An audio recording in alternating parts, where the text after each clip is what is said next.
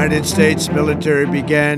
মার্কিন president Donald ট্রাম্পের কথায় আর কাজে কোনো মিল নেই। যুদ্ধের আগেও ইরানের সাথে দফায় দফায় আলোচনায় বসেছিল যুক্তরাষ্ট্রের কর্তা ব্যক্তিরা, কিন্তু আদতে সে সময় কোনো চুক্তিই হয়নি। উল্টো বিশ্লেষকরা বলেছেন, যুদ্ধের প্রস্তুতি নিতেই কালক্ষেপণ করছিল আমেরিকা।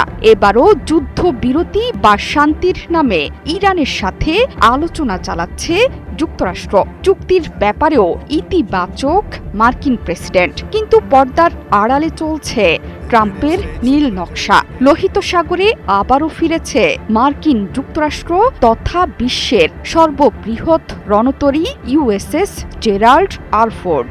পাশাপাশি মধ্যপ্রাচ্যে সামরিক শক্তি বৃদ্ধি করছে ওয়াশিংটন।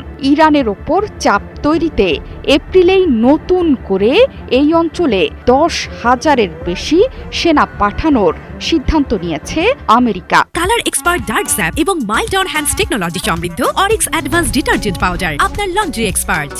মার্কিন কর্মকর্তাদের বরাত দিয়ে এসব তথ্য দিচ্ছে আন্তর্জাতিক গণমাধ্যম। জেরাল্ড ফোর্ডের ফেরার ব্যাপারে বার্তা সংস্থা এপি বলছে, বিশ্বের সবচেয়ে বড় এবং আধুনিক বিমানবাহী রণতরী ইউএসএস জেরাল্ড আর ফোর্ড আবারও মধ্যপ্রাচ্যের কৌশলগত জলসীমায়। সম্প্রতি পূর্ব ভূমধ্যসাগর থেকে যাত্রা করে রণতরীটি দুটো ডেস্ট্রয়ার সহ গুরুত্বপূর্ণ সুয়েজ খাল অতিক্রম করে প্রবেশ করেছে লোহিত সাগরে। বর্তমানে এটি লোহিত সাগর অঞ্চলে অবস্থান নিয়ে নিজ কার্যক্রম পরিচালনা করছে। মধ্যপ্রাচ্যের চলমান অস্থিতিশীল পরিস্থিতিতে এই রণতরীর নতুন করে ফেরাকে ট্রাম্পের গুরুত্বপূর্ণ কৌশলগত পদক্ষেপ হিসেবে দেখছেন বিশেষজ্ঞরা।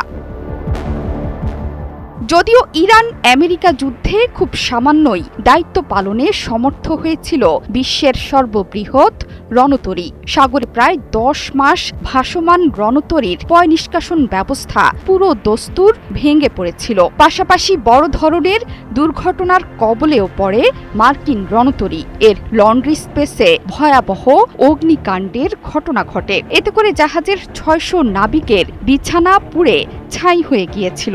সৈনিকদের স্বাভাবিক জীবনযাত্রা মারাত্মকভাবে ব্যাহত হচ্ছিল। পরে দ্রুত মেরামতের জন্য জাহাজটিকে ফিরিয়ে নেওয়া হয়েছে বন্দরে।